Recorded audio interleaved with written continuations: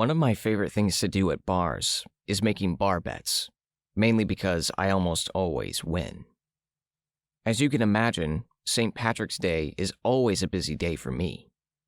I usually go home after a St. Patrick's Day bar hop with enough cash on me to pay for several months of rent. But on one St. Patrick's Day, I almost ended up getting swindled out of something that I wouldn't have been able to ever get back.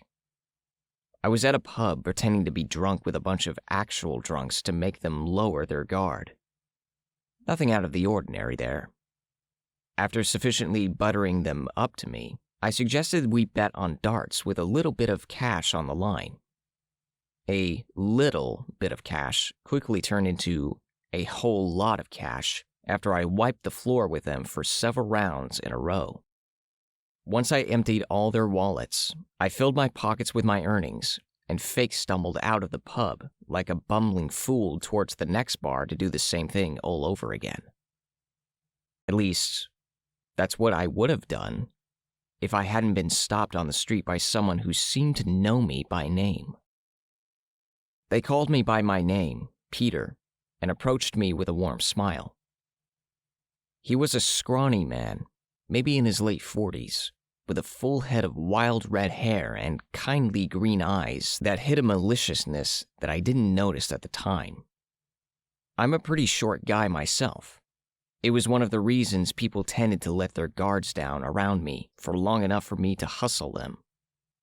But this man was still a full head or so shorter than even me. I didn't think it was suspicious at first.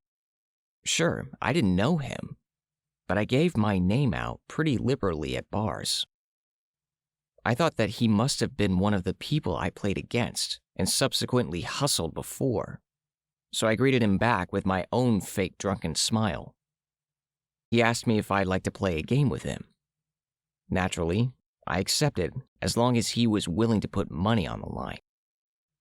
But what he said next confused me.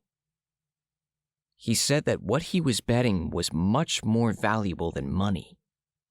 Normally, I wouldn't have taken up such a sketchy offer, but I'd already made a good amount of cash that day and thought it wouldn't hurt to humor him a little. He directed me to a nearby pub I've never seen before. I know that should have been a red flag, but at the time, it only piqued my curiosity. I walked in with the man. The entire place was filled with people silently staring at each other around poker tables. The red-haired man ushered me to a seat at a table where 4 stone-faced men sat with stacks of poker chips in front of each of them. He then took the dealer's seat and explained the rules for the game. We were going to play Texas Hold'em poker, where each person got a stack of 50 chips that they could spend however they liked.